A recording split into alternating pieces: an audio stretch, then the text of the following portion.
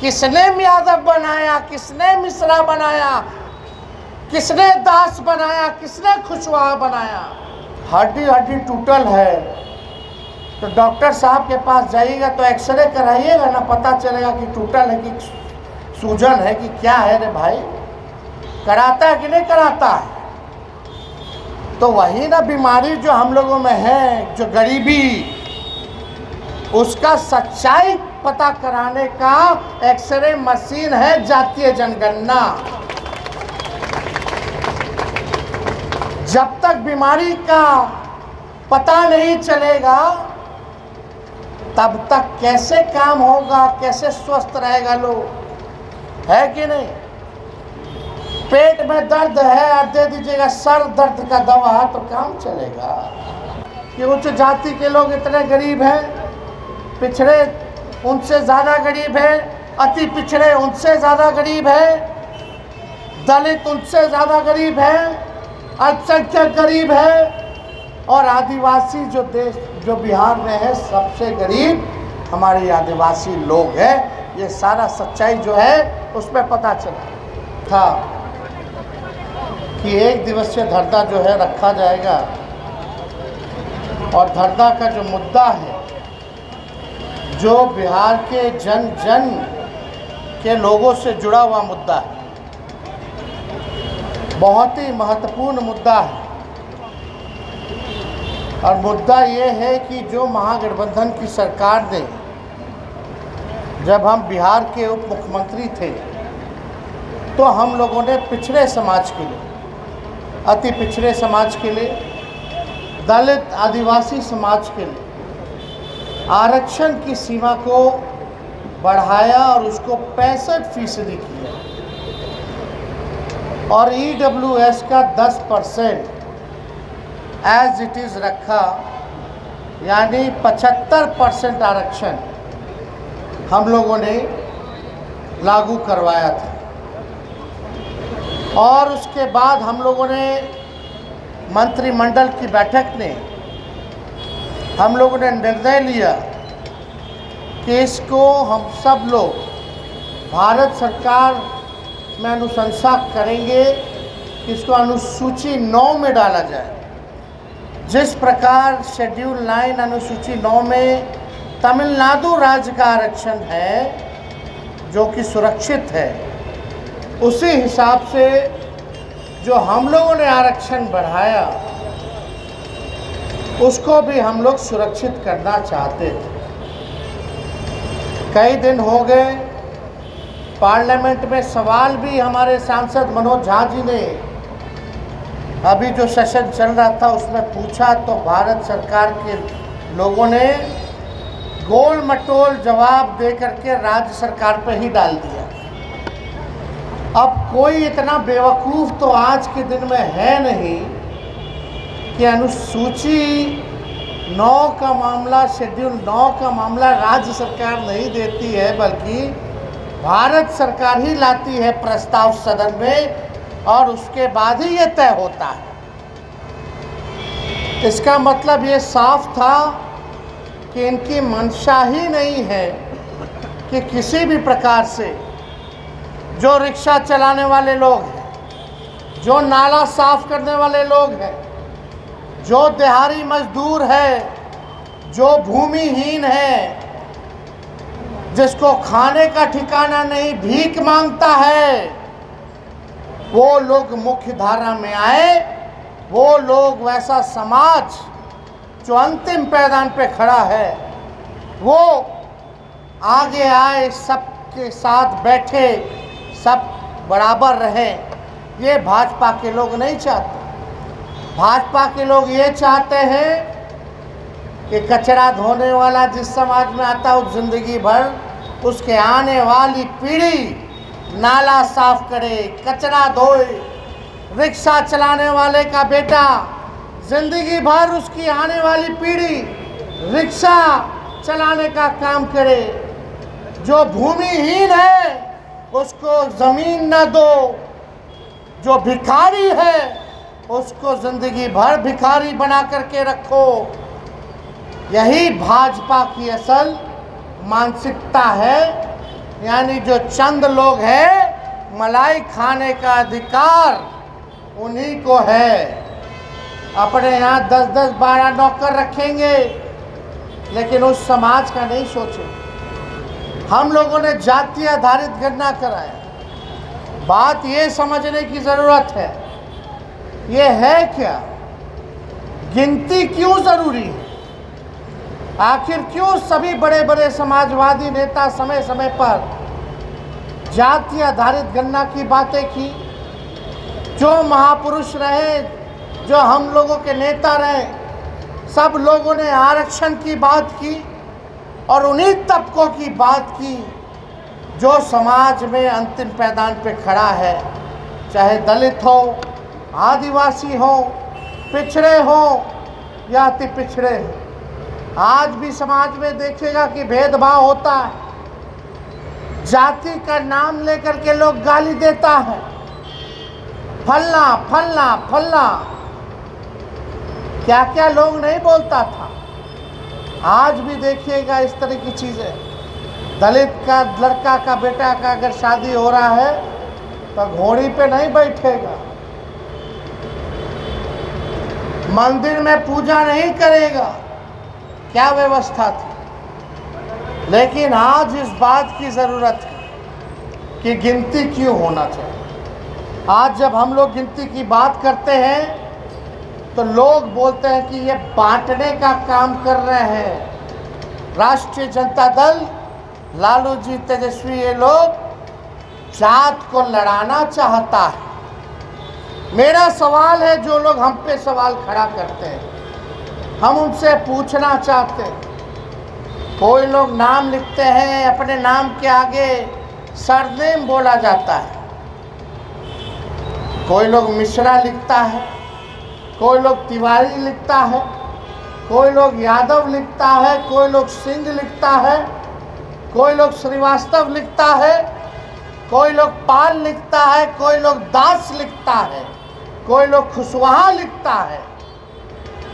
ये क्या तेजस्वी ने, लालू जी और राष्ट्रीय जनता दल ने बनाया? पहले से ही बांटने का काम किसने किया? किसने यादव बनाया, किसने मिश्रा बनाया, किसने दास बनाया, किसने खुशवाहा बनाया? हम तो वो बात कर रहे हैं, चाहे सिंह हो, चाहे श्रीवास्तव हो, चाहे पाल हो, दास हो, यादव हो, चाहे स्वर्ण जाति के लोग हों, पिछड़ी जाति के लोग हों, अति पिछड़ी जाति के लोग हों, दलित हों, आज उनकी स्थिति क्या है ज़रा ये पता करो। ये पता करो कि गरीबी सबसे ज़्यादा किस जाति में है। चाहे जिस जाति में गरीबी है, गरीबी हमारा दुश्मन है, उसको मिटाने का काम करो।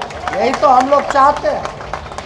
अब कितना दिन तक पटना जैसा शहर में रात रात भर हम शहरी विकास मंत्री थे तो रिक्शा चलाने वाला, दूसरा जिला से आया हुआ, चारा नहीं है, कोई कमाई नहीं है, नौकरी नहीं है बिहार में, दिन रात मजदूरी करता है, लेकिन फिर भी जो है उधार नहीं दे पाता। फुटपाथ पे सोता, कहीं चले जाइए, यहाँ ऑफिस के बाहर चले जाइए, पूरा रोड पे फुटपाथ के लोग सोते, गरीब सोता। स्टेशन चले जाओ, कहीं चले जाइएगा आप, चाहे गांधी मैदान के पूरा सर्किट घूम लीजिए, सब किनारे किनारे वही लोग, बेचारा ठेला वाला, टेम्पू वाला, सब लोग सोता। कौन जाति के हैं भाई? कौन जाति के हैं?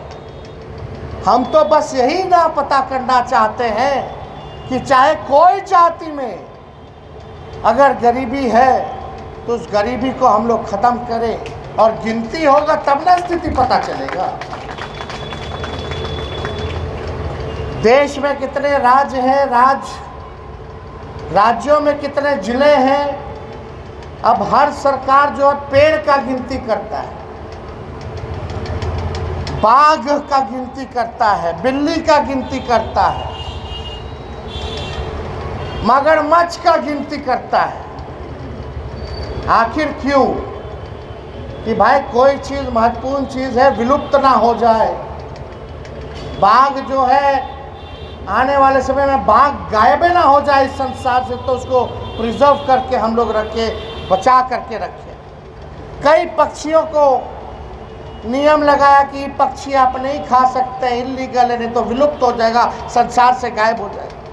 पेड़ पौधा की संख्या बनाई रहेगी, बढ़ेगी, तो एनवायरनमेंट अच्छा रहेगा, प्रकृति का बैलेंस सही रहेगा। लेकिन इंसान का जो इम्बैलेंस है वो कैसे सुधरेगा? तो जब तक गिनती नहीं होगा, जब तक पता नहीं चलेगा कि भाई गरीबी कौन है, गरीब कौन है, उसकी पढ़ाई लिखाई क्या हुई, उसके पास अपना घर है कि नहीं है, उसको अपना नौकरी है कि नहीं है, तब तक कैसे पता चलेगा? इसीलिए हम लोगों की मांग रही, लालू जी की मांग रही कि भाई किसी भी कीमत पर हम लोग जो है गिनती कराएंगे, कौन जाति के कितने लोग हैं और उनकी स्थिति क्या है, उसी हिसाब से सरकार में जो लोग बैठेगा वो उसी हिसाब से उनके लिए योजना लाएगा, ताकि उनको मदद करे, उनको उठाने का काम करे। आज बजट बनता है, 2-2 लाख करोड़ के ऊपर का बजट चला गया है। उसमें से गरीब को क्या खर्च कितना पहुंच रहा, कितना मिल रहा है रे भाई? अभी उदय नारायण चौधरी जी ने कहा कि दलितों का जो है स्कॉलरशिप जो है ख़त्म कर दिया गया, छात्रवृत्ति ख़त्म कर दी गई, अति पिछड़ों का छात्रवृत्ति ख़त्म कर दिया गया।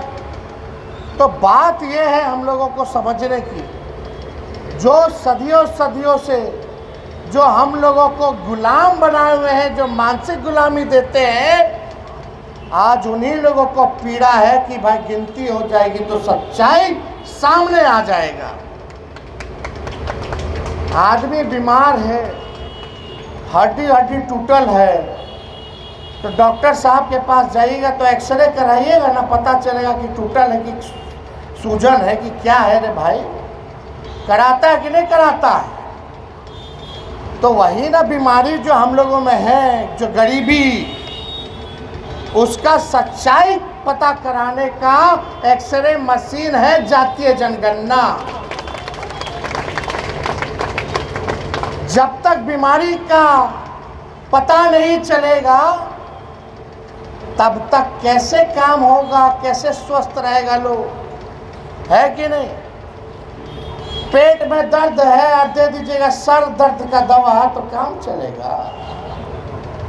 इसमें बुझा जाएगा कि भाई पेट में किसको दर्द है, कौन लंगड़ा रहा है, किसको जो है दिल का दिक्कत है, किसको लीवर का दिक्कत है, किसको फेफड़ा का दिक्कत है, इसमें सब बुझा जाएगा। इसीलिए हम लोगों ने देश में पहला ऐसा राज्य बना बिहार, जब हम 17 महीने उप मुख्यमंत्री रहे तो हम लोगों की लड़ाई थी, लालू जी सड़क से लेके संसद तक लड़े, और हमको जब मौका मिला तो हम लोगों ने सबसे पहले बिहार में सरकार बनते ही जाति आधारित गणना हम लोगों ने कराने का काम किया।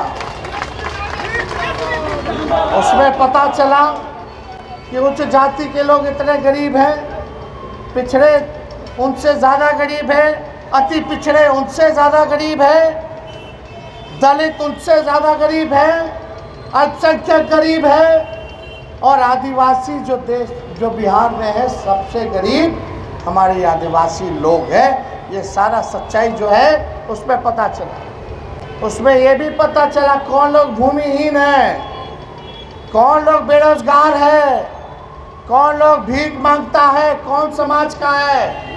तो हम लोगों ने इसके बाद निर्णय लिया कि भाई ऐसे लोगों को सरकार, हम लोग नियम लाए, कानून बनाए कि जो बेरोजगार है उसको 2 लाख रुपया का हम लोग आर्थिक मदद करेंगे ताकि अपने पैर पे खड़ा हो जाए। जिसके पास ज़मीन नहीं है उसको 1 लाख रुपया देंगे, और जिसके पास घर नहीं है बनाने का ज़मीन पर उसको 1,20,000 रुपया हम लोग दिलवाने का काम करेंगे, ताकि उन लोगों के पास काम हो और अपना छत हो, ताकि वो लोग आगे बढ़े।